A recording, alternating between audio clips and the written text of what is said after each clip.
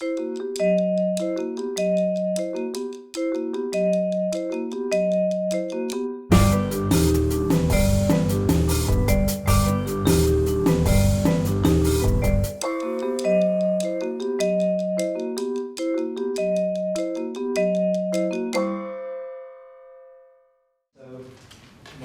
everybody. And we are here to welcome Christopher Duggan from the University of Reading in the UK, and to talk about his new book, Fascist Voices. There are some copies upstairs for sale. I think by any means, I mean cash, check or credit card. So if we excite your interest in the book, you can go upstairs and buy a copy afterwards, which I think Christopher will probably be happy to sign. So it's an added value there. Right. Let me just introduce the two, Christopher and my other discussant, Molly Tambor. Christopher Duggan is Professor of Modern Italian History at the University of Reading, where he also directs the Centre for Modern Italian History. He is the author of several books, I think not to name them all, but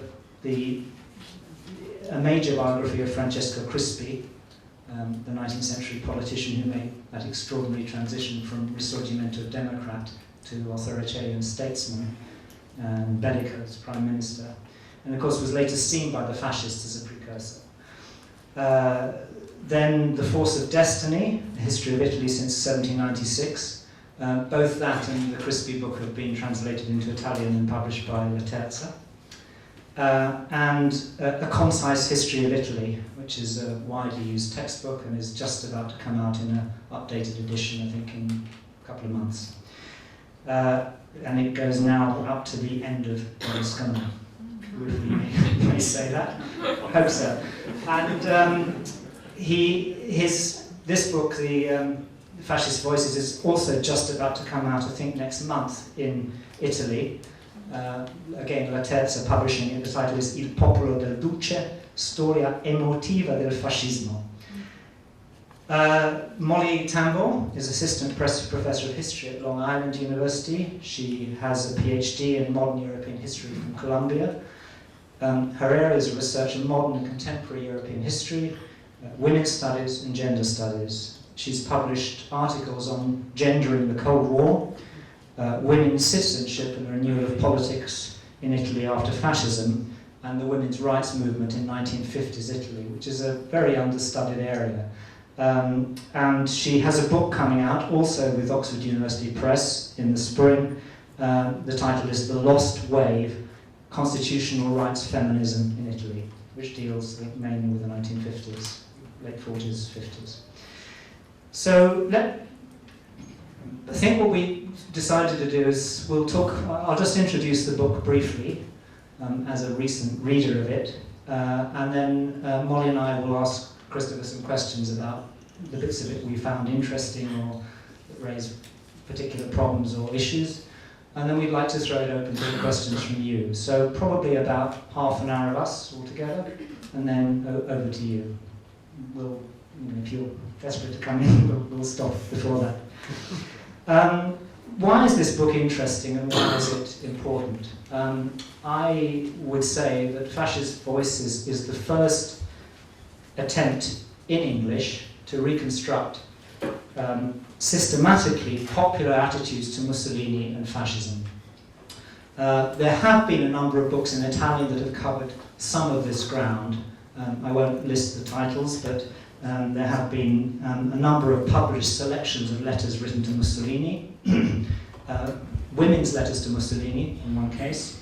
There's been a study of popular opinion, public opinion, Simona Corrizzi's book L'opinione degli italiani sotto il regime, which came out in 2000 with La Terza.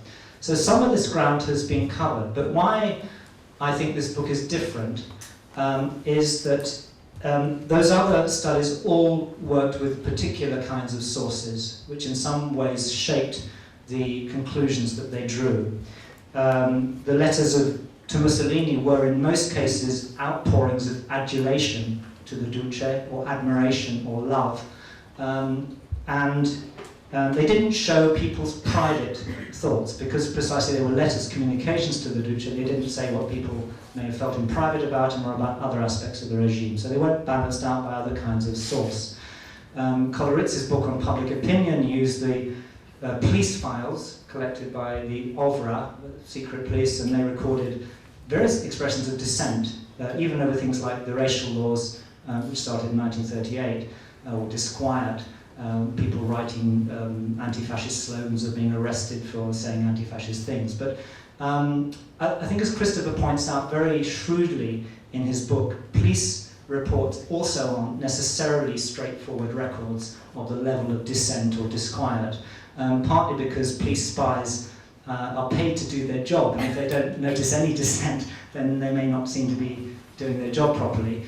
And the prefects who, if they over-report dissent, they also might lose their jobs because they're not maintaining public order. So these are in some ways skewed and not entirely transparent records either.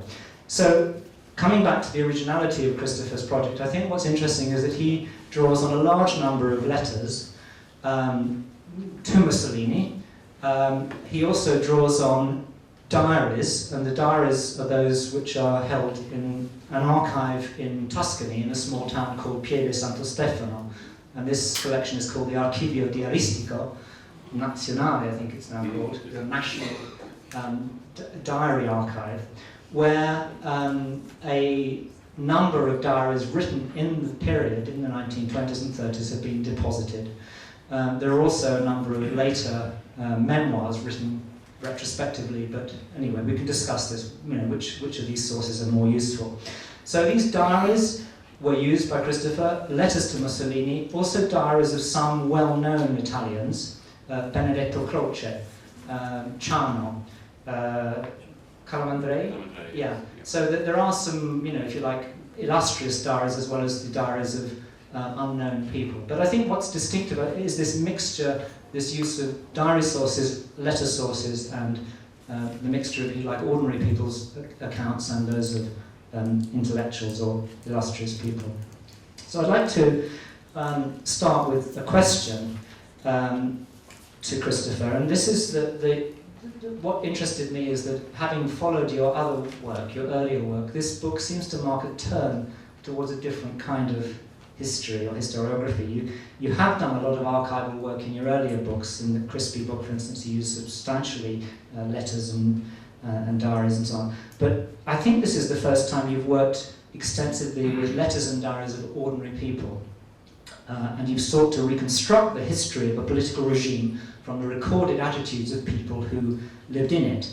So this seems to be your first major venture into what is sometimes called history from below, the history of ordinary people. Do you agree with this assessment that there's been this turn in your work? And if so, could you say something about what might have motivated this change in your approach and what you've learned from this experiment? Indeed, thank you very much, and thanks for the introduction. Yes, in a way, it's certainly a turning point. As you said, with the book on Crispy, which is a very detailed, very long study of the career of this statesman from 1818 to 1901, I use a lot of his letters, a huge number of letters, to try and get inside his mind. So in a sense, with Crispy, I was trying to get inside the mind of, in this case, a key figure in Italian history, to try and understand what it was that he saw as the real problems with creating Italy. I mean, great figure of Risorgimento, followed Mazzini, Garibaldi in 1860. But for Crispy, there was a great problem of how you go from an idea of a nation to actually making it work. And what's interesting about Crispy's career, and tracing it through his letters, his speeches, a lot of his private jottings. I mean, he's very private, there is a sense of getting inside the mind of Crispy. But the issue is, how do you construct Italy? So, yes, there is a turning point here, but in a sense there's continuity as well. I want to get inside the mind of people. Crispy I did in great depth. But the issue that Crispy raised, which is a crucial one, it seems to me, this question of how you get an Italian state that connects with the people. This was a big challenge for him. You create a state largely against the odds in 1859 to 61. The big challenge was that how you unite 40 million Italians, or let's say 25, 30 at that point, 40 million by the time we get fascists, to that state. That was the big issue that faced Crispi, the big issue that faces liberalism. So in turning to the fascist period, I did an early book on fascism, but it's on the campaign against the mafia, but in turning to fascism, I wanted to address this issue of the extent to which fascism did or did not succeed in this long-term agenda that's been in Italy since 1860, uniting the people with the state. So in looking at diaries and letters, I'm trying to get some evidence of whether fascism really resonated with ordinary people. And of course this hasn't, as you said, really been addressed before for various reasons that we can discuss perhaps.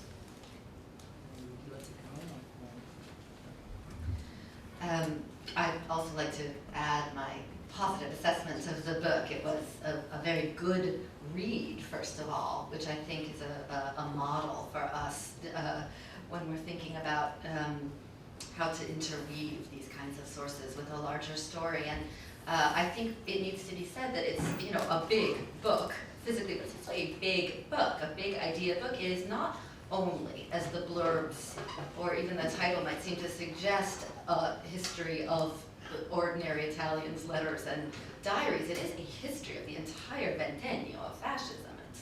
It's ambitious and it's well done. So my congratulations, my compliments on that. But I would also sort of like to ask about this source base of these letters and these diaries. I noticed that you, in analyzing them, either dealt at a very general level or a very individual one. For instance, saying that many of these letters that people wrote to Mussolini were anonymous, and therefore we can say that the motivation was not and could not have always been mercenary, because they wrote them anonymously and couldn't have expected anything in return. Or at the very individual level, you pay a lot of attention to where this person is from, what their age is, what their level of education, what their parents' political views might have been, so as to properly contextualize. And I'm wondering then if elsewhere in the book you say that we think fascism was mostly supported by, let's say, the middle and upper middle classes, the young, the university students, the intellectuals. Can you also make some more middling categories in the sources? Is there something that you can say about generation or class or gender that is common to groups of letter writers? Yes, so we could talk about this, I think, for ages. I mean, I think that one of the big issues that comes up all the time when you're working with material is you know, what is support for fascism, what aspect of fascism? Because you know, a key thing for many people, and the book deals with this quite a lot, is the figure of Mussolini. But is Mussolini fascism? You know, what aspects? I mean, is it Mussolini? Is it legislation?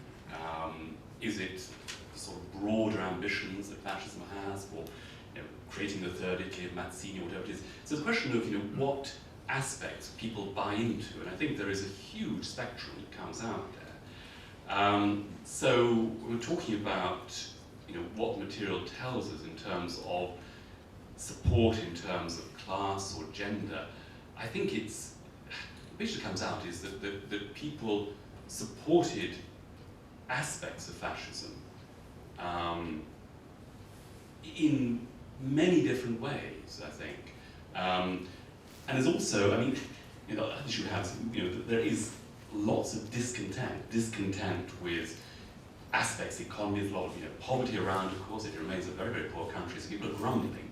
But at the same time, they may be grumbling, but they may be writing letters, passionate letters to Mussolini. So this issue about, you know, what aspect of fascism people are really buying into.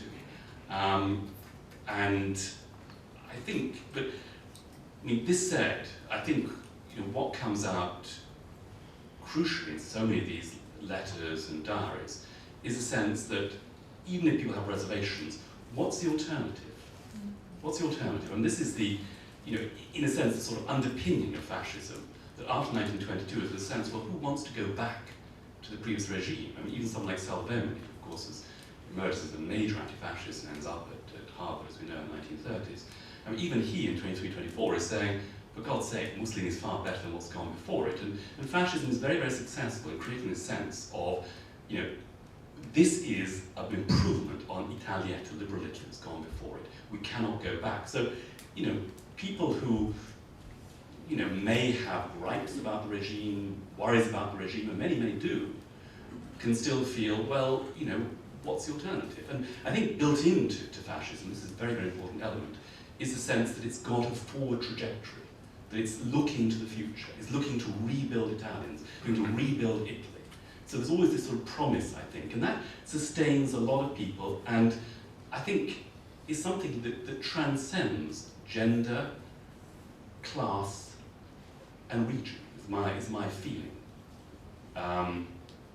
You know, region, of course, there are areas of Italy, the Romagna or whatever, where there's going to be, among the older generation, those who are quite militant in socialism before the war, immediately after the war, that will still have these residual sympathies for socialism.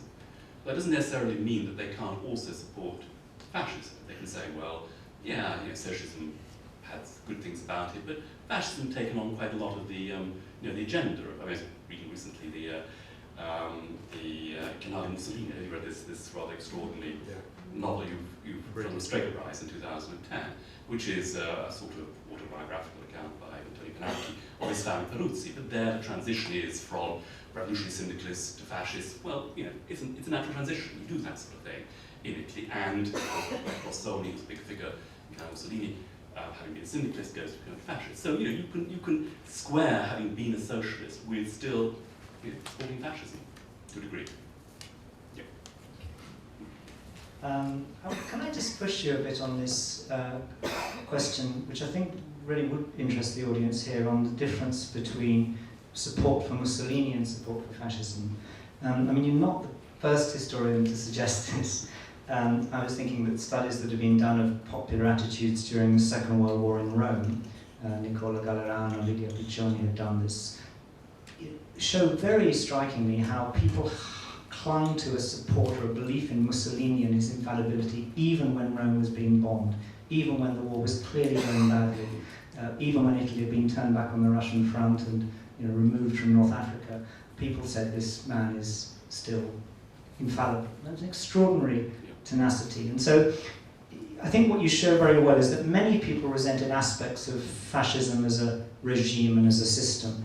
They disliked the corruption of local party officials. They resented they actually hated Storace as a party leader. But their faith in Mussolini seemed to be absolutely unshakable. So much so that when things went wrong, it must have been because Mussolini had bad advisors, right? Or that he was being betrayed by his own party comrades. Or they made mistakes, not because he had any failings in himself. Now, the evidence is clearly to the contrary. Mussolini made many mistakes. He made massive miscalculations of everything from military spending to domestic policy. So how do you explain this how do you say, this complete mismatch between the reality of Mussolini and the perception of him and this extraordinary faith in him, which really does hang on right to the end? Indeed, it's one of the most extraordinary aspects of the regime, I think, the way in which people wanted to keep Mussolini as morally intact throughout the regime is absolutely extraordinary. I mean, the cult of Mussolini really develops, I mean, it's there even when he's a socialist before the First World War. I mean, he's known as a charismatic speaker, somebody with a striking presence, these piercing eyes and so on. So there are, you know, we have records of people in like 12, 13, 14 talking about him as a charismatic figure. But it doesn't really develop in Italy as a sort of institutionalized cult until after the dictatorship was established on the 3rd of January 25. And there you get the party pushing it. It's really on the back, in many ways, of the Matteotti crisis, when Mussolini's been shown to have feet of clay. I mean, he, you know, up until June 1924, it looks as if he could do no wrong. Matteotti crisis, he's in trouble, and his image in the country is damaged. And so, after the 3rd of January 25, the dictatorship is established, there's a really concerted attempt by the party. Well, up until then, I mean, key figures like Forgacs and so on have always wanted to see him as, you know, just one of them, not as a superior figure. But Forgacs and others go out of their way to really make Mussolini into this extraordinary, charismatic cult figure. They do that, and so does the church, and this is something I think which does come out very, very strongly in diaries and letters, the extent to which the support of the church is absolutely crucial in popular support for fascism and for developing the cult of Mussolini from 25. The way in which senior clergy, particularly from the time of the second attempt on his life, go out of their way to say this is a man of providence. The phrase man of providence is not from 1929, it's much, much earlier, and is talked about by senior clergy. And this is a huge issue which we can come back to, but I think there really is a very important aspect of fascism that has not really been confronted, perhaps for understandable reasons, which is the attitude of the Catholic Church generally towards fascism. If you like, sort of balance of manipulation, if you like, between fascism and the church and fascism. The usual reading, I think, is the church was protecting itself throughout, including with the conciliation, but trying to protect itself against the totalitarian aspirations of fascism. I think from evidence I've seen, there's a lot to suggest that right from the start, from the time that Pius XI becomes Pope in February 22, they are looking for a government that could deal with the problem of secularization. Liberalism, of course, is anathema in many, many ways. They've had some kind of motive event there since the turn of the century. Liberalism, but fascism comes in, and it's clear that both sides can benefit. Fascism can benefit from the church's support. The church can look to fascism to, as it does, reinstate teaching of Catholicism in primary schools, to put back crucifixes in classrooms, in courtrooms, and so on. A whole raft of things, culminating in conciliation, tensions, as we know, with Catholic action, but still, probably on balance, the church gets probably more from it, or as much from it as fascism does. But fascism benefits in terms of this huge moral support from the church, from 22, particularly from 25, and the cult of Duce is, I think, and I think this is how it resonates strongly at a popular level, really popular level. And we see this in police reports in the 30s, but also with reports of, or diaries of school teachers working in remote villages. The cult of Mussolini, the man of providence, the man sent to try and restore the fortunes of Italy. And this comes back time and again in diaries, right from a very early period. The sense that Mussolini is somebody special. He's protected by God. And it does remain an absolutely extraordinary feature of the regime, as you say, that, despite, all the corruption in the party, corruption in the state, inefficiency in the state, and the party is, as Paul Corner has demonstrated in his recent book, I mean, it was just riddled with localism, clientelism, corruption, and so on. And people were angry with the party, but they did not blame Mussolini. And it's, the way in which people write to him. I mean, obviously, there are huge methodological problems with these letters that reach Mussolini.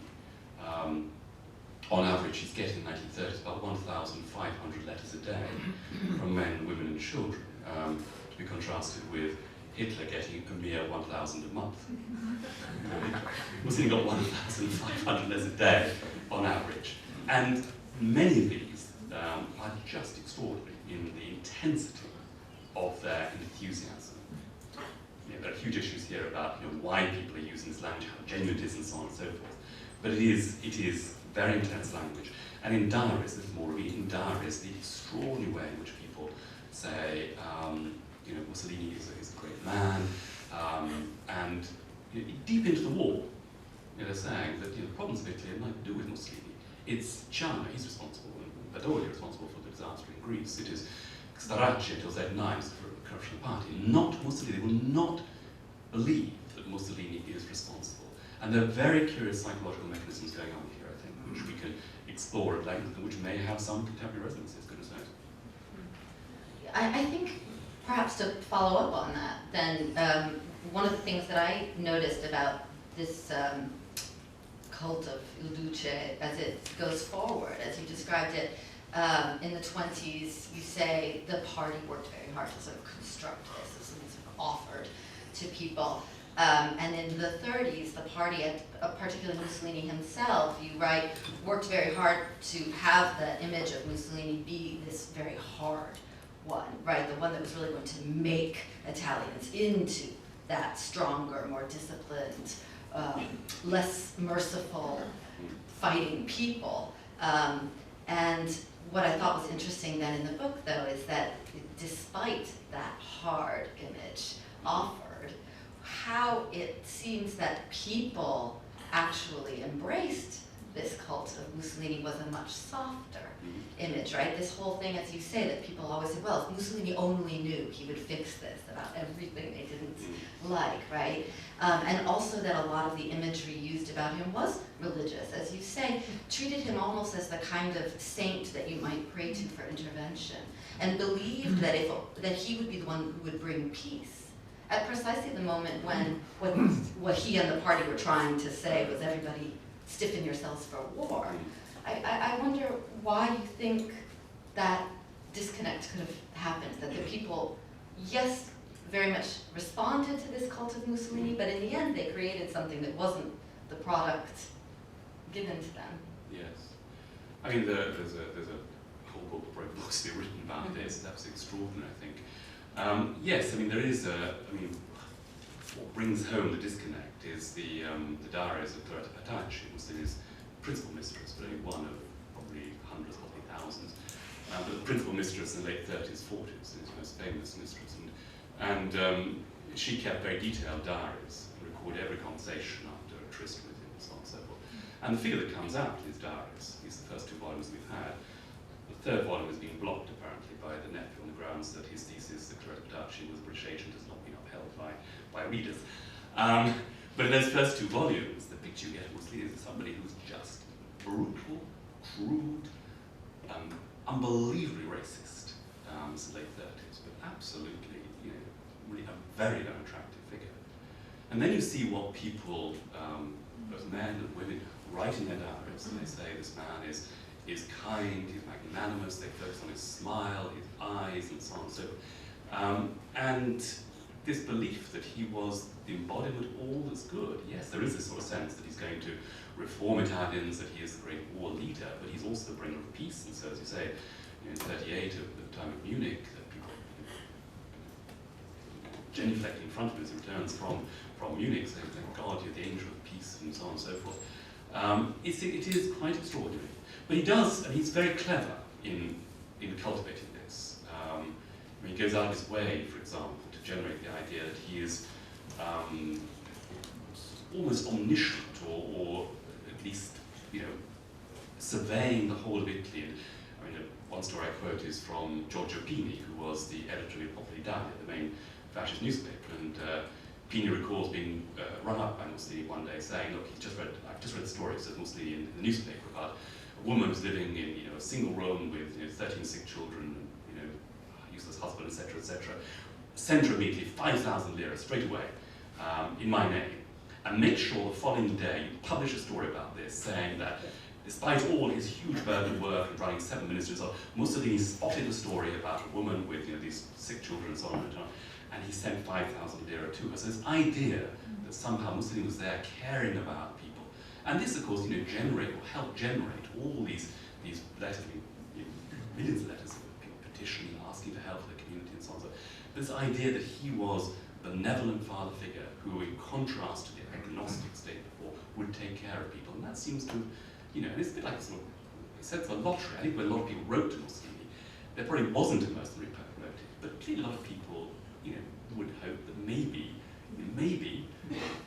their letter could get forwarded to the Duce himself, and maybe they get 500 lira. So there's a sense of a national lottery involved in all this. It could be you, the Duce singles out to send some money to. But it worked very well, and people sort of believed, I think, in this sort of protean Duce who was kind, benevolent, generous, as well as being a great war leader, a great person of reform and toughen Italian character. The psychological mechanisms involved in this, and whether it was related to, the film industry and the way people fantasized about the film stars, about Valentino, what sort of person he was. I don't know. I mean, there's lots of things one could speculate on about this, I think. That actually links in with something I find an interesting question that your book raises, which is how all this fits into that debate there's been among historians about fascism as a stage of modernization or fascism as a continuation of tradition. I mean, this has been a debated question. Some historians have argued that fascism is a decisive stage in Italy's modernization process, or at least it's a kind of form of managed transition towards capitalist modernization. The state becomes more centralized, the state intervenes in the economy, it creates elements of a command economy, cooperative state. It takes full advantage of the growth of modern mass media, press, of course, cinema, radio, which develops during the fascist period, and advertising. Ruth Ben-Ghiat in this department, currently in Paris, but has written a book called Fascist Modernities, where she argues that it's this kind of contained modernization Italian style.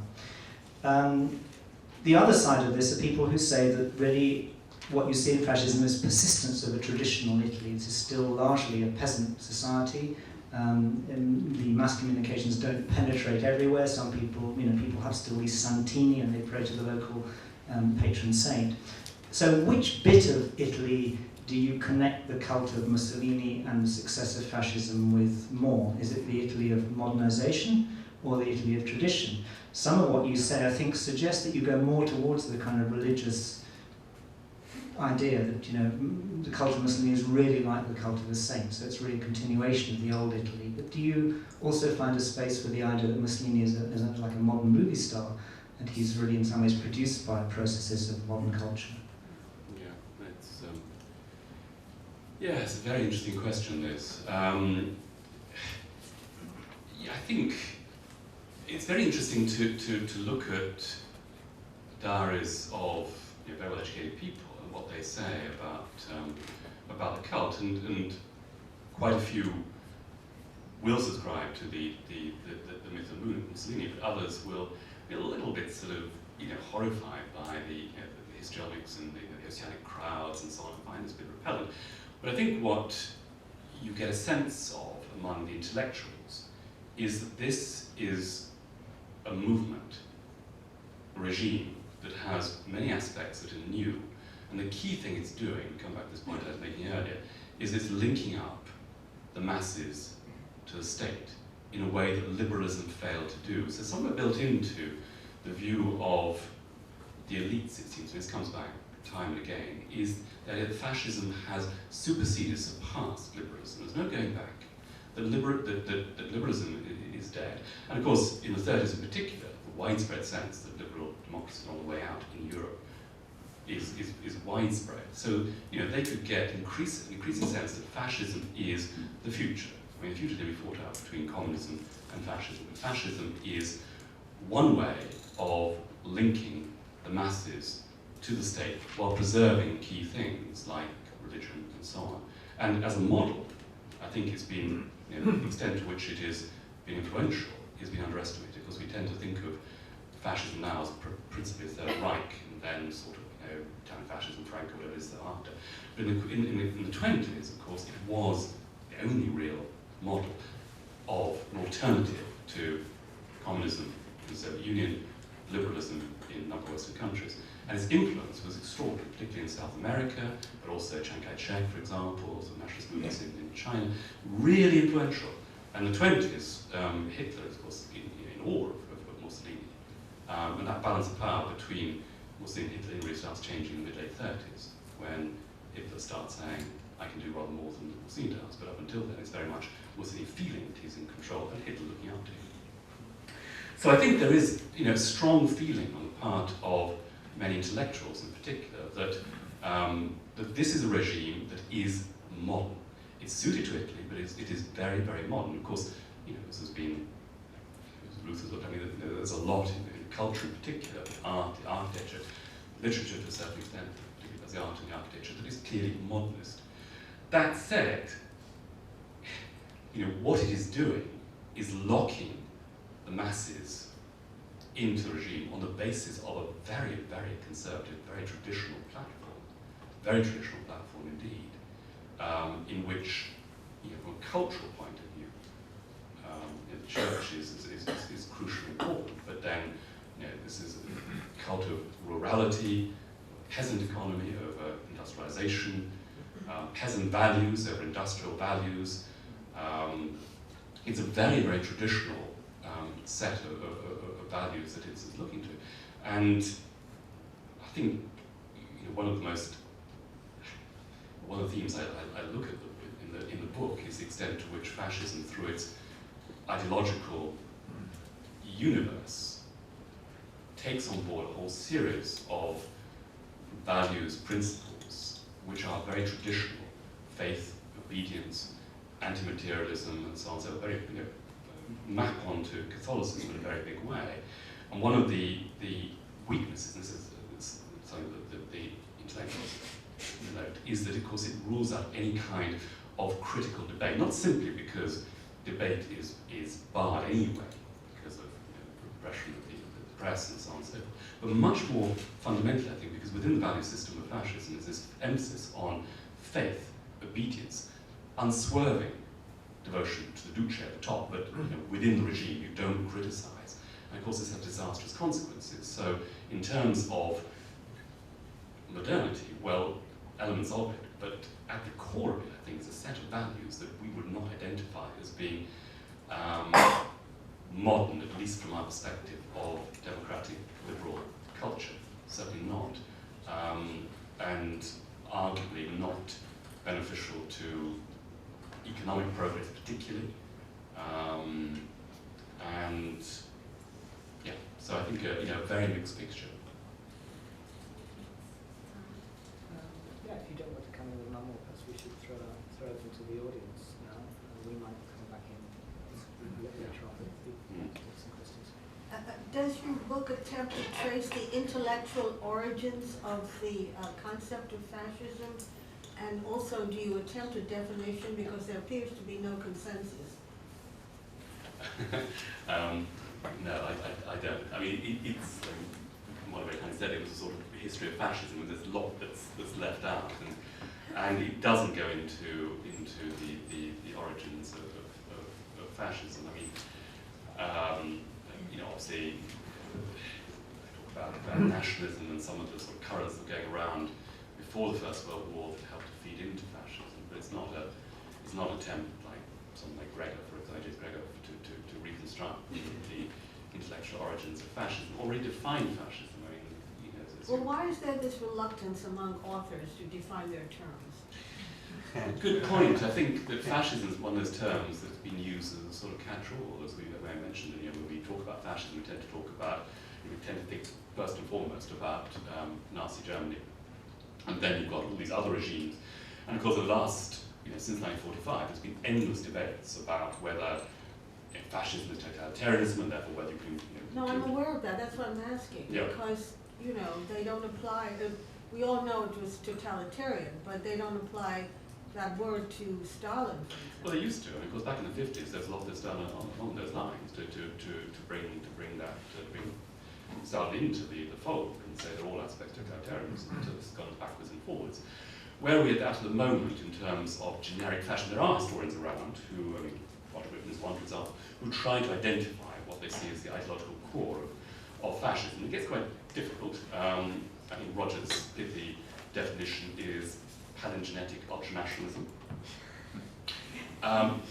which does embrace a lot, I think, but it's a little bit loose. By that he means that at the core of fascism is this sort of idea of a sort of mythical recreation of a society which has become decadent, sort of built into Nazism or frankly Spain's a sense that somehow, a glorious Spain or the Reich in the case of Germany, or in the case of Italy, the sort of mythical past that the Risorgimento patriots had evoked but not achieved, it needs to be somehow reconstructed in the face of opposition, particularly from the force of communism, whatever. So palingenetic ultranationalism is an idea that's floating around. Roger is one who's very keen to evangelize on this one. I've got emails and texts from him. What are the criteria of success? You referred to success of the regime. What are the criteria for measuring success? Of which regime? Of the fascist regime in Italy. Well, that's an interesting question. I think that, I mentioned Paul Corner's book recently. I know you had a chance to look at this, no reason I should particularly, but Paul taking the idea, in a sense, of national regeneration as the core mission of fascism, has tried to argue that fascism failed by the late 1930s precisely because it had not regenerated the nation. You can look at the party and say the party had failed in its mission to be the vanguard in regenerating Italians. I would say, well, the party may have failed, but I didn't mean to say that fascism had failed. And if one looks at the kind of nervous support there was among millions of Italians in 38, 39, 40, as Italy and Europe drifted towards war, there was still this sense that, you know, under the brilliant leadership of Mussolini, the right choices may be made, and Italy might end up having this regenerate, you know, brilliant future. The proletarian nation, this is a phrase that resonates strongly. This is, you know, Mussolini uses in 1940. The proletarian nation. Italy might finally get its just rewards, deserts in the world. It had been, you know, the British and the French had tried to block it. Ethiopia, Italy just craved a place in the sun, got Ethiopia, but there was still this idea that Italy deserved its just share of world spoils, and the plutocratic democracies, Britain, France, and America as well, that were roped in together, were somehow on the way out, and had anyway no moral right to carve up the world among them, because they were blocking morally superior countries like Italy and indeed Germany from their rightful share of the world. So even in the late 30s, I think, despite the, you know, the failure of the party, in many ways I think people could hold on to the idea that fascism was embodying the idea that Italy deserved its rightful future, and therefore they could see it as success suspended, if you like. Christopher, I'm interested to know the reason for doing this book per se, how a historian decides what to do next. So was it just circumstance that you came across this treasure trove of diaries in Tuscany and that gave you the idea for the book? Or did the idea for the book come first and then you decided you'd have to hunt where you might find deposits? Yeah, I'd like to say I have a clear vision of where I was going, perhaps in the book.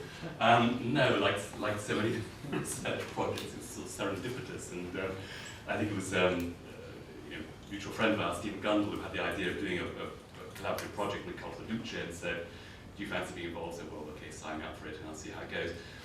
So I got in like that, and then and then became interested in. I came across this archive in Tuscany. I came across these letters which hadn't been looked at. I mean, it's extraordinary to go to Rome. Everyone knows about. Those who work on fascism know about the archive of the Segreteria Particolare del Duce, the Duce's private secretariat, which has got about 4,500 boxes, which is probably a fraction of what's, yes, it is a small fraction of the original archive. But within that archive, there are hundreds of boxes of what are called sentimenti per Duce. These are the letters that ordinary people wrote, you know, on his birthday and so on and so forth. Mostly from the mid-late 30s, so it looks as if the great majority of those boxes have been destroyed. But what was interesting to see that no one had looked at these. You could see that the pins that we put into the pages by the civil servant in the 1930s have not been touched. And I think, you know, to try and sort of claim a bit more for myself than was really the case, but I mean, what's important, I think, about the issue of popular opinion on fascism, it's been a sort of no-go area for various political reasons. Whereas in the case of the Third Reich, since the, let's say, early 1980s, in particular, within Kerschel's work and Martin Broschat and so on, various people have got into the issue of, you know, popular support for Hitler. And also in the case of Stalin's Russia, from the late 80s, from the collapse of the Soviet Union, a whole, you know, group of historians have got into the issue of popular opinion, and various people have used diaries in the case of the Helbeck and so on, looked at diaries under Stalin's Russia. But in the case of Italy, it is very much a no-go area for political reasons, largely, I think. And, you know, to put it very crudely, you know, the left always maintained that fascism is essentially a, you know, dictatorship, which of course it was, but a dictatorship in which the mass of the population was oppressed, and the population was liberated, was freed in 1943 at the end of the Mussolini, and then redeemed through the resistance in 43-45, and then found their natural home in the Communist Party and Socialist Party after 1944-45. So the sort of idea is that there was, you know, Italians were simply oppressed, suppressed, repressed under fascism, and therefore there's no point, and certainly no desire to start probing into what Italians really felt about Mussolini, because you don't want to know, really. You just, you assume that it was a dictatorship and therefore people did not support it. Against that, you've got the sort of vulgate of the centre-right, which of course gained hugely momentum in the last 20 years, and that's only the post-fascists, according to which fascism was very popular. And that already was an idea that was going around in the late 40s and 50s and propagated through magazines like Oggi and Gente and so on, with their sort of articles about Mussolini's family and how he's a decent family man. There's basically this idea that fascism was a sort of benign dictatorship, a bit chaotic. Italians quite liked it simply because it really wasn't a serious dictatorship, that it didn't have much ideology. And here the contrast was always to Nazi Germany. Nazi Germany was horrific, oppressive, ideological, had the SS and so on and so forth. Italy was a bit chaotic, it was never militarized, and so most of the films on Italy, post 45, if they focus on fascism, focus on 43, 45 resistance, but also on, chaos after the 8th of September, Italians not fighting, making it sort of being bad fighters and having comedies about a lack of fighting spirit. And of course, that is a serious political message, i.e. the Italians were never serious about fascism's message, i.e. to become warriors and become militarized and so on and so forth. So, within that centre-right vision of fascism, the idea that it was popular, but the fascists, the Italians never really took it seriously. They never really were supportive of Mussolini. They never took it as a bit of a joke. And if they were there in piazzas cheering, it's because they're having a good time, just enjoying themselves. It wasn't because they really. But if you look at diaries, people who are cheering were absolutely convinced. This man is a genius. But that also doesn't chime with the centre-right vision of happy-go-lucky regime. So for those two broad brush reasons, it hasn't really been looked at. That's why I rather suspect when it comes out in Italy in a few weeks' time, it's going to slide by the left and slide by the right. There was a question in the room. Some years ago, we happened to come upon a sort of a curiosity shop in Bologna, had some fascist memorabilia. I remember in particular an ashtray had bold letters on it. Il Duce ha sempre ragione. The Duce is always right. Yeah. I cite the ashtray against your assertions of his many mistakes. Yeah. What is one to believe, sir? But he's always right. Go with the ashtray. Right. Well, in terms of, but in terms of the memorabilia, one of the extraordinary things in the last 20 years is the way in which the sort of the industry around Mussolini has grown prodigiously. Calendars, and if you merchandise, and if you go to Predacchio, Mussolini's hometown, it is really quite chilling. Not just simply to see the souvenir shops, but then to go, for example, to Villa Carpene, the Don Arcadia's house where he lived in the summer, and to go around these guided tours with whole families dressed in black shirts. It is extraordinary. So there has been, what is often said is, well, these people are just sort of nostalgia, it's not very serious, and Italy's got enough antibodies to deal with this. Well, that's one line of argument, okay. But what is quite extraordinary is, at the end of the book, I quote some of the comments that are put in registers in front of Mussolini's tomb in Predacchio, with some reluctance. The Villa Carpene, which keeps his registers, allowed me to look at them, to quote from them. And you're getting typically from a few dozen to a few hundred inscriptions, often quite lengthy, to Mussolini, tributes to Mussolini every day, from people, rising to several thousand a day on key anniversary, 20th of October, or Sunday, 20th of October, 29th of July, or 20th of April, his death. And what is Can I just read one? Yeah. It's very interesting. This is 14th September 2011. If you were here, we would not be in this mess. People are hungry and the young are desperate, have no work and can't plan for the future. I know that from up there you can see everything. Enlighten us. I continue to fight. You were a great man, number one, with so much esteem. So to go back to your point of, Mussolini has a bit of Giorni, there is this sort of idea that it was already there strongly within the culture of the Duce, that he could do no wrong. If things went badly wrong, it was because of Stavaracci or Ciano, or because Italians were still too corrupt. He was a great figure above the fray.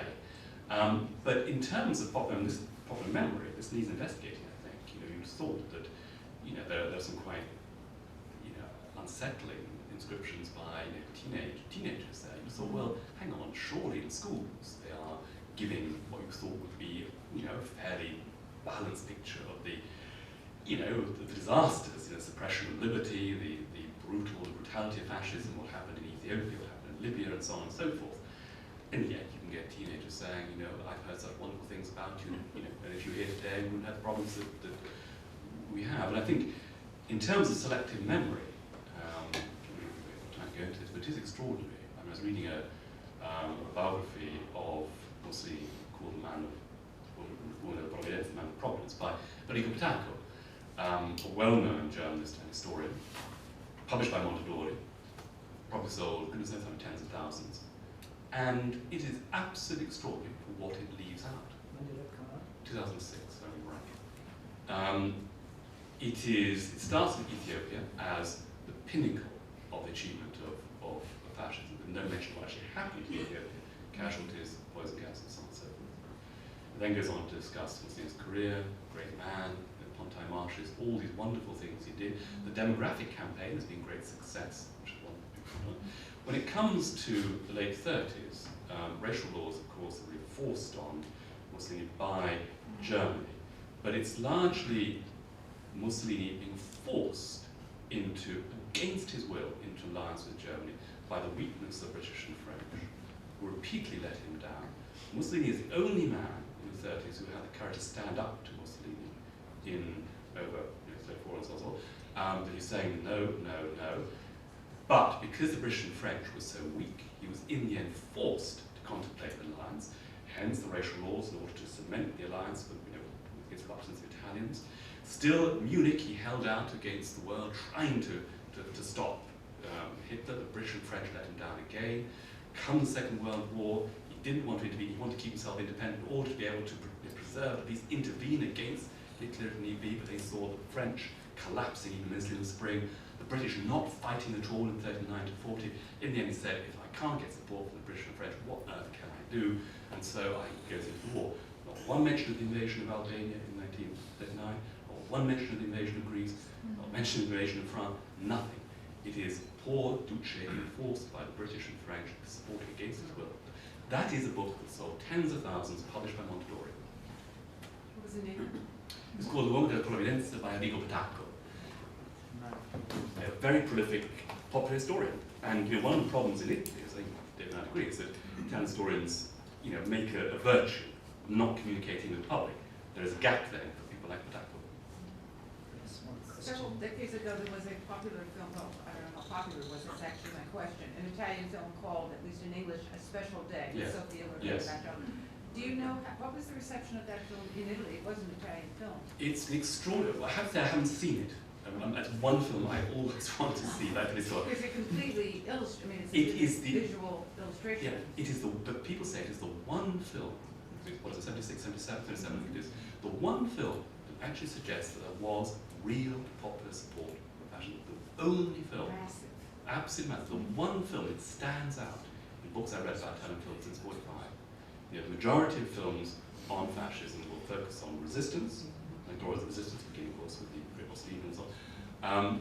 Or else, as we said, as I said, talk about comedic aspects of the Second World War, focus on 43, 44, the collapse of the army after the armistice, and suggest that Italians were never very belligerent, they never really bought into fascism at all. That film is the one that I don't think had great commercial success in Italy. It's very much against it. Somebody else might know better than Become me. very famous. Well, I have you're- seen you've it. seen it. It's called in Italian Una giornata particolare. I agree. I think it is one of the most interesting films about fascism, and it's actually the special day is the day of Hitler's visit to Rome. So this family, working class family, all dress up in their black shirts. The mother, played by Sophia Loren, stays at home to make dinner when they come back, and she has this encounter with a man who works for the radio, played by Marcello Mastroianni, who turns out to be a closeted gay man. it's a very interesting story. And I think you're right, because it's actually showing, voluntary, demonstrative support for the regime. And all the time. The one thing I wasn't hearing was what you were picking up in your research of the letters was what was the average man and woman of various classes, I guess, who were the ones who were, you say, were writing these letters. Their attitude about the against the racist regulations that were forced upon Mussolini by the Germans, but nonetheless, he bought them. And I wondered what the people who kept on writing, the letters you're referring to, didn't sneak in a little, well, by the way, I think that thing is not so good, or he's wonderful, or something like that, because so far, you make it sound like everyone in the country from north to south thought he was the cat's meow, and we know that's not true. It's not true. Well, what I will stress, of course, is that I mean, I'm not, and the book talks about opposition to fascism. I will not one moment want to minimize the very real opposition, particularly, of course, in the period between 22 to up to 26, 27, and the brutal suppression, absolutely brutal, of liberal, Catholic, and socialist and communist opposition. Absolutely. But were there letters to him, to Duce, and did he answer them on that subject? On the racial laws. Yes. Well, racial laws, we talk for hours about this, it's a fascinating topic, but I think what we know from police reports, and also I mean from diaries and letters, is people are quite shocked by the racial laws, absolutely shocked, come out of the blue. The first thing that should be stressed is they were not forced on Italy by Germany, absolutely not at all. There's an internal logic to this, beginning with the discriminatory laws in Africa, 35, 36, and Muslims' real concern about generating what he calls an imperialist mentality, which means absolutely no cohabitation, no sexual relations of any kind with local people. So it becomes absolutely obsessed by, but it's within this context, it's pure of the race, but it's also in the context of changing the mindset of Italians, which is a longer-term agenda of fascism, to try and militarize and to harden Italian people. And this gains intensity in 35, 36 with the conquest of Ethiopia, in the sense that Italians have got to learn to become imperialist, which means to see themselves as superior to the blacks. At the same time, of course, you've got in the background the growing radicalization of Nazi Germany, giving a kind of spur to fascism and encouraging fascism to go a gear in terms of radicalization. But it's very much this idea that Italians have got to learn to be harder, more ruthless. And the way that Mussolini talks about the racial laws, why he wants to introduce them particularly, because he accepts there's never been a problem with the Jews. Famously, he's had at least 2 Jewish mistresses, Margherita Sarfatti, Angelica Banoff, others as well. He's never seen the Jewish issue as a problem in Italy. It's made public, there hasn't been. But there is this sense that, and he probably is influenced by Germany, that if you want to get people to think imperially and in terms of being racially superior, then you work out what their race is. Biological to a degree, but that's not what the emphasis is in Italy. It's very much on the idea of a sort of purity of Italian culture, which is where I think the Catholic Church comes in. It gets very complicated here. But this idea that if you are Italian, you are Catholic, you are not Jewish. But you've got to have a sense of yourself as being different from the Jews. It's part of this package of trying to make Italians think that they are somehow a race spiritually, also biologically as well. Biological elements come into it. Italians are certainly shocked, but it is extraordinary the kind of twists and turns in people's minds that go on to say, well, it is a book for the blue, it is against the grain, but maybe there's a point to it. I mean, take famously the case of Giuseppe Bottai, who becomes one of the most zealous enforcers of racial laws as Minister of Education. Bottai is widely seen as sort of liberal, highly intellectual, and blah, blah, blah. And when it comes to the Grand Council meeting in late summer 1938, which they discussed the introduction of racial laws, people like China were saying, what's Bottai going to do? Surely Bottai is this man who sees himself as civilized and so on and so forth. He's not going to be able to support racial laws. What happens? Bottai supports them, absolutely down the line. And what you get in his diary from Bottai is a sense that, right, this is a challenge to me and to my fascist faith. Of course, instinctively, one would say one shouldn't exclude these people from positions in schools or whatever it is. On humanitarian, it doesn't make sense. But fascism is a revolution. We've got to take it forward. And if it means making sacrifices to my conscience, I do it for the sake of my fascist faith. And I will believe that Duce is right. And time and again we find people saying, well, you know, it doesn't seem right to us, but then, you know, okay. Again, I don't want to get into too controversial waters here, but the whole issue of the church's stance on this is one that, of course, has not been fully discussed. And, you know, the fact that you've got very, very key senior Catholics, like Stephen Gemelli and so on, supporting, and indeed, very dangerous waters here, but from what we can see, because the archive of past events is now available, has been available for the last 7 years, the Pope as well, very clear that he can support the fascist view of anti-Semitism based on spiritual grounds. What his worry is that this is going to lead, because you can see where it's sliding, towards an alliance with Nazi Germany, whose biological racism and biological anti-Semitism he can't support, but he finds intellectually and ultimately morally it very, very hard to say no to the fascists on spiritual grounds, because they say to him, come on, you spent centuries saying the Jews are deicides, you spent decades, centuries saying Catholicism is protected against the Jews, you put them into ghettos. We're not going to do that. We're simply going to say that they can't do public exams, they can't teach in schools. We're going to protect Catholic society against the Jews. We're not going to do as much as you do, but let's say we're on to. Can I just come in on this? Because one of the things I found very interesting in your account, because this has been gone over quite a lot by other historians, is the evidence you provide about popular involvement in the anti-Semitic campaign. Because what you've said might suggest that this is something driven entirely by the leadership, and it doesn't have any real popular support. And I think what you show is that there is initial sort of disbelief, shock, surprise. That's registered, and other historians have documented this, including Colerizzi in her book on public opinion.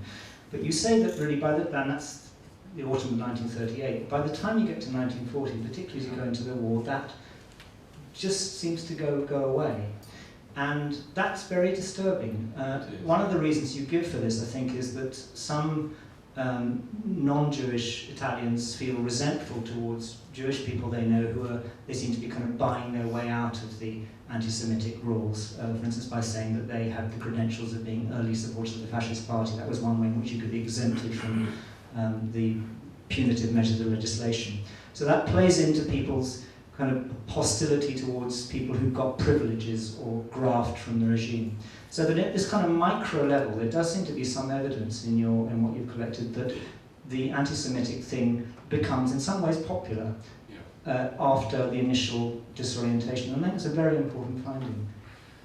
It is very disturbing, I think, and it's the power of stereotypes in a way, because one of the things that's insistently put out by the fascist regime is that, and of course, it's not just Italian fascism, it's a very widespread stereotype going back a long way, which has gained a lot of traction in the early 20s, particularly. That's died down a bit, but then, of course, on the back of Nazi Germany gets a more fresh momentum. That Judaism is behind Bolshevism.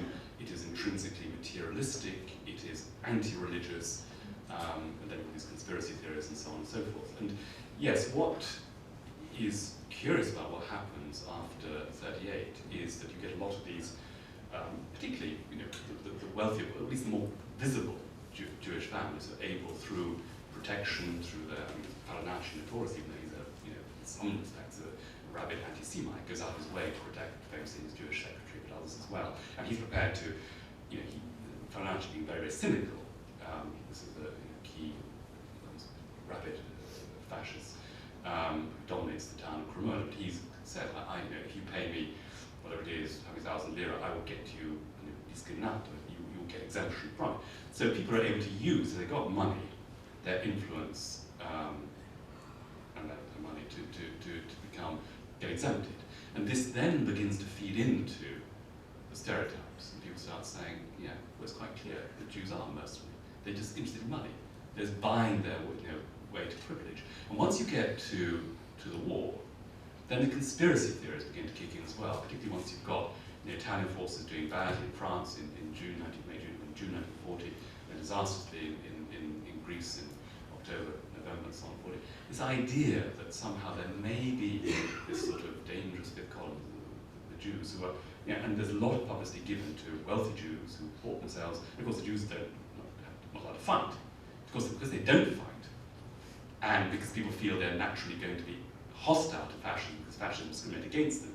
So the idea grows that the Jews are somehow this subversive group that are conspiring to undermine Italy. So in a way, the sort of stereotypes and myths about Jewish conspiracy and so on become curiously self-fulfilling. And you get evidence of a lot of real, really nasty sort of grassroots hostility towards Jews emerging. Sorry, which are the sources for this last part of what you said?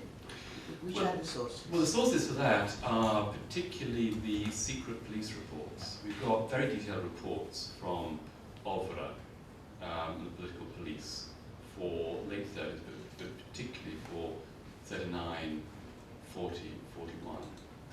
And there's quite a lot on the response to the anti-Semitic laws and people's views on the Jewish population. You quote them in your yes. book? I have a couple of observations. The first one is regarding the idea of reconstructing public opinion at a time in which public opinion per se did not exist. Yeah. And I find that fascinating, both Simona's book that was pioneering the field, and yours, even if I've not read it yet. But you're basically creating a new category of historiographical research. It seems that it's the private opinion of a community of people that does not know what the other ones are saying. So it's a very peculiar kind of study of public opinion, in the sense that there are private letters, the diaries, and the amazing reconstruction that you seem to have done in your book, and yet at the same time, it's not public in the sense that it's not shared. So I think that adds a new challenge to historical research, and I find that fascinating, because basically putting together the pieces of a puzzle that you for the first time are trying to combine, and the people participating in the puzzle. Before Christopher answers, I want to come in with one really interesting thing I noticed in the book, which is that repeatedly these letters use similar formulas. There seems to be a shared language. So these people aren't reading each other's letters, but they're writing the same kind of thing. One example which I noted down is this repetition of the motif that Mussolini has redeemed Italy from being a land of mandolin players by giving it strength. Just quote three examples. Carlo Cesari, who's a hotelier in Florence, writes in 1935 in his diary, as Italian troops are about to invade Ethiopia, "Enough, basta. Italy is no longer the land of mandolins and songs. Today Italy is a nation, a people, conscious of its worth." Roberto Cohen, Jewish, obviously a jeweler in Milan, writes in his diary in 1936, this is 2 years, of course, before the racial wars, during the Ethiopian campaign, "We must advance. England will realize we're no longer a bunch of guitar players." And then Mussolini himself, Christopher quotes, writing to China in March 1938 about the bombings by Italian planes in the Spanish Civil War, that he had rather, that the Italians excited horror at this aggression than pleasure as mandolin players.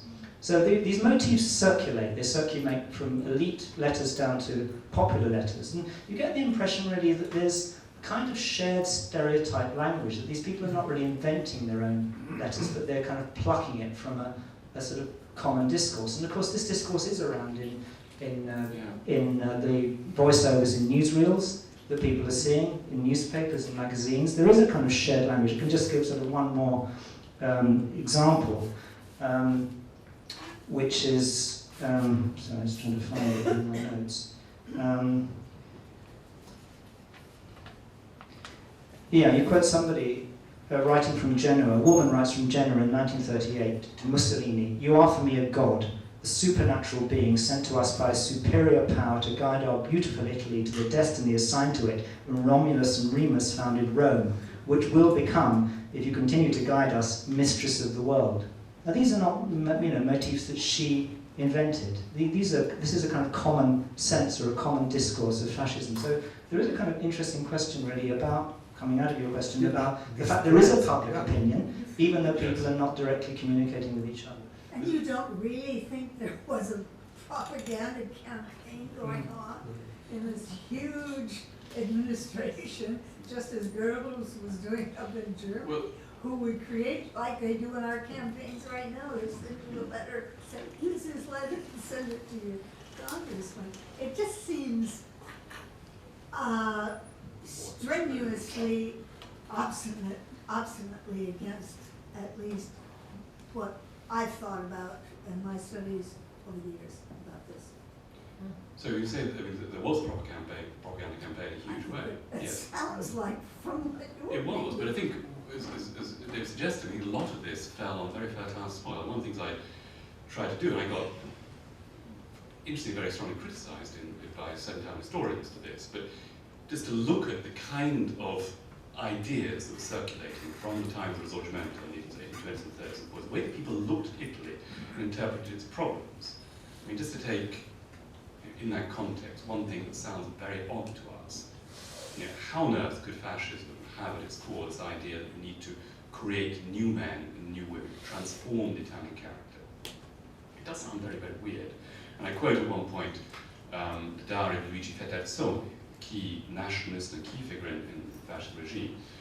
Not what Federzoni wrote after the war, at least after he went into hiding in the summer of 43, but what he wrote in his diary in 1927. He kept a diary for 3 months, 4 months, 1927. And he recalls the speech that Mussolini made, prior to making the Ascension Day speech, which launched the demographic campaign, the need to transform the Italian character. And he says, we listened, we all sat for an hour with Mussolini talking about the decline of the French character.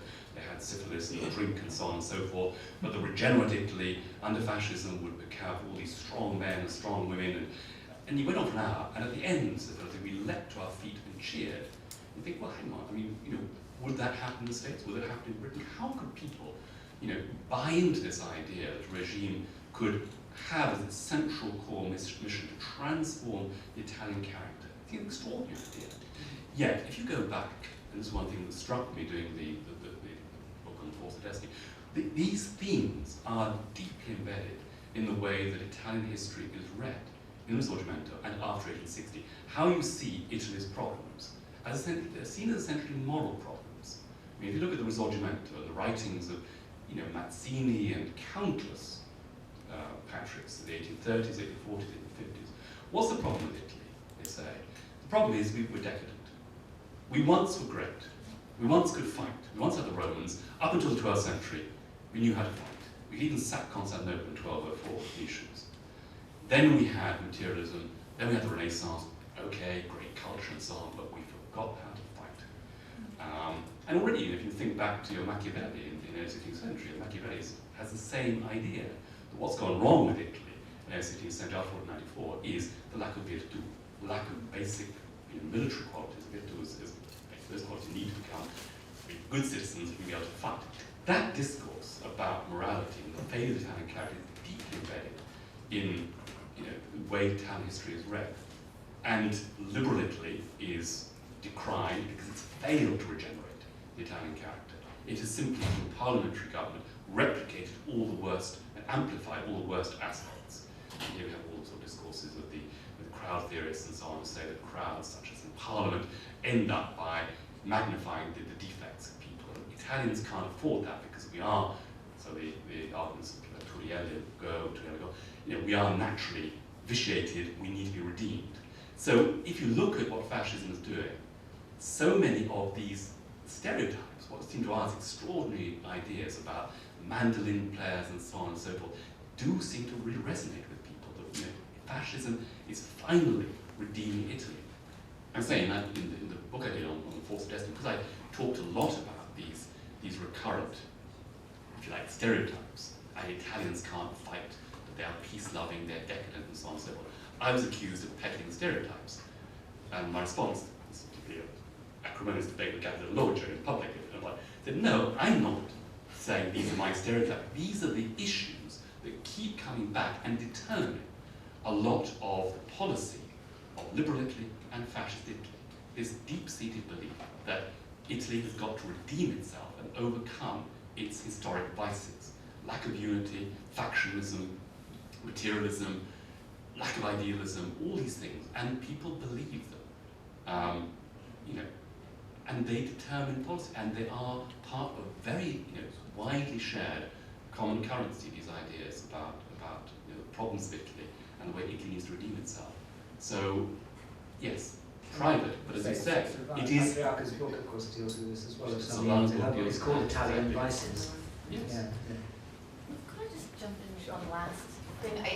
I think maybe the discussion has been a little bit misleading if we're having these questions about aren't you showing any dissent, aren't you showing any anti-fascism, because the book certainly does make room for that, but also I think a really interesting argument that the book is trying to make, a problem that the book is trying to deal with, is that precisely with so much dissatisfaction with poverty, with the regime, with corruption in the party, with war, how do we then explain why the cult of Mussolini would have continued unabated right to the very end? How is it that he remained sort of uncontaminated by this?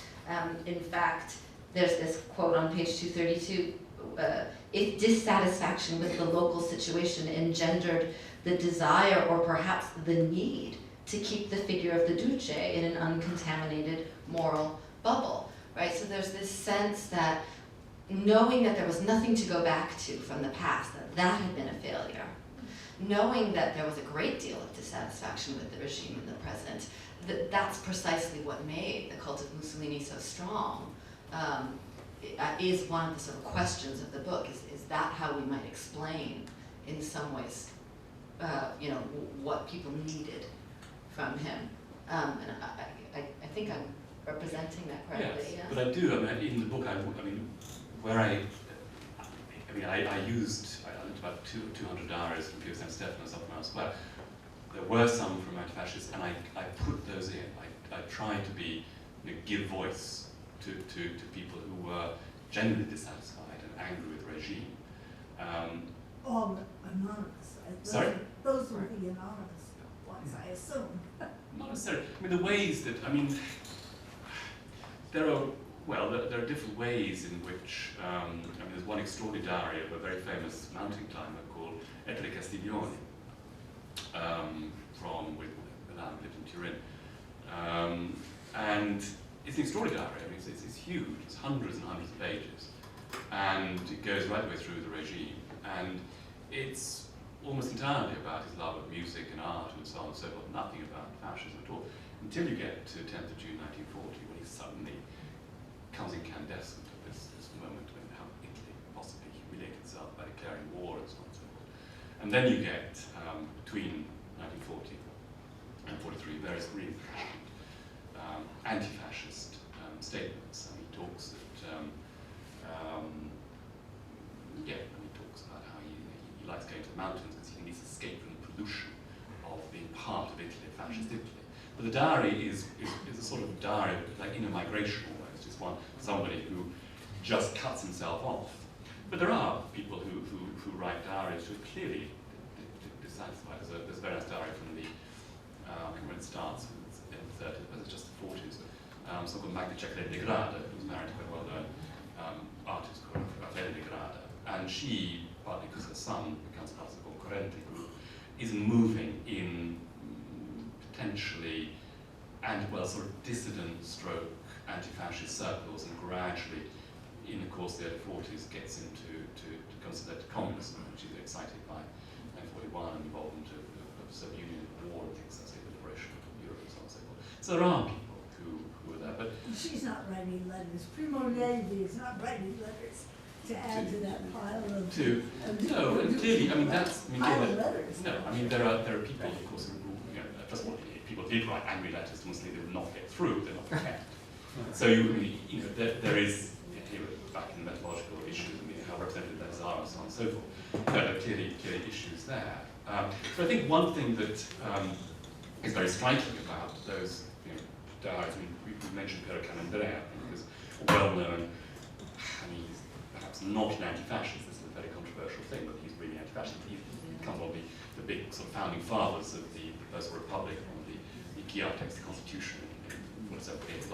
But he's writing a very, very moving diary of somebody who's really, whose heart is with British liberalism. He feels, but what you get is a diary of somebody who is writing a diary because he says, I feel completely isolated. Even my son Franco's eventually come to the communism, get involved in Villa Sera and so on. But you know, he says, these people are very lost to me. They're not, all my values of liberal are not shared by them at all. And Calandrea has a very striking passage in, I think, it was in 39, when the war was breaking out. He says, I'm keeping a diary, but only with a sense of it being like somebody at the time of Julian the Apostate, who still believes in all the pagan values, but has a sense the lights are going out on the pagan world and the future belongs to Christianity. I feel that I belong to that past. I'm just simply writing this diary as a record for the future of what it might, you know, what somebody who still believed in the old liberal values believed, but knowing, in all likelihood, that the future belongs entirely to fascism, not to liberalism. But if I may, an exemplary case referring to the question of the lady back there would be the letter of Moravia to Mussolini at the time of the racial laws. And you know, unfortunately and very humanly, that's the kind of letter that you would find directed personally to Mussolini from somebody who was Jewish, reclaiming that he was not. So it was not people telling Mussolini, you're wrong, the racial laws are wrong, they're immoral, they're against the Italian tradition of tolerance and so on. It's somebody like Moravia that, you know, after the war fashioned for himself a completely different identity, trying to show that since it was his father to be Jewish and not his mother, therefore he cannot be considered Jewish by Jewish law, and so on and so forth. It's a humiliating chapter in the personal story of Moravia, and also for Italy at large. But you know, that's unfortunately, I would say, the kind, before seeing yours, but you know, that was made public before.